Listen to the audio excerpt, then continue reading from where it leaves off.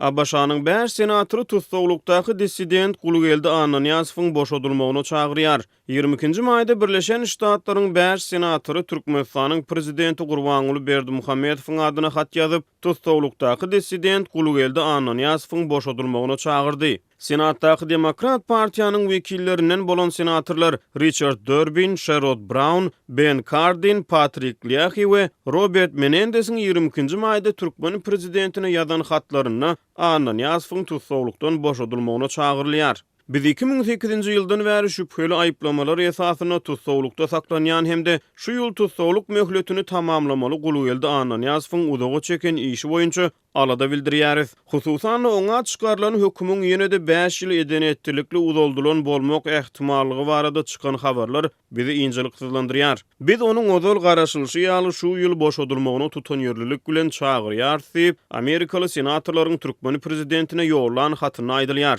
Jenap Ananyasow ilki başda 1995-nji ýylda ykdysady kynçylyklara üntü çekýän hemde has giň demokratik azadlyklara çagyrýan parahatçylykly demonstrasiýalaryň guramaçylygyna ýardam beren soň tutsak edildi diýip hatda aýdylýar. Soňra onuň 15 ýyl möhlet bilen azadlykdan mahrum edilmegi, 4 ýyl türme tutsawlugundan soň boşadylmagy we 2002-nji ýylda Gazagystanyň üstü bilen Norwegiýa çykyp şol ýerden bozgurluk almagy barada maglumat berilýär. Gulgeldi Ananyasow ilkinji gezek 1995-nji ýylyň 12-nji iýulyny Aşgabatda hökümete garşy gurulan protest aksiýasy sebäpli tutsak edilip, bu işiň çägini dürli möhletlerde ýyl kesilen 30 goly protestçiniň arasyna 15 ýyl azadlykdan mahrum edildi. 1999-njy ýylda onuň günäsi geçilipdi. Human Rights Watch, Freedom Now olur diýip görkezin ýaly bir näçe toparlar oňa bildirilen aýplamalary we çykarylan hökümi alada bildirip geldiler diýip Amerikaly senatorlaryň prezident Berdimuhammedowa ýazan hatyny aýdylýar. Şeýle-de hatda 2013-nji ýylda Birleşen Milletler Guramasynyň edenetlikli tutsak etmeleri boýunça işçi toparynyň Gulgeldi Ananyasowyň edenetlikli tutsak edilendigini anyklanyny ýatladylýar. Hatyň mazmunyny Ananyasowyň 2008-nji ýyldan bäri ýakyn wagtça daşky dünýäden üzüňölükde saklananyny üntü çekilýär. Has sadalaşdyryp aýdylanyny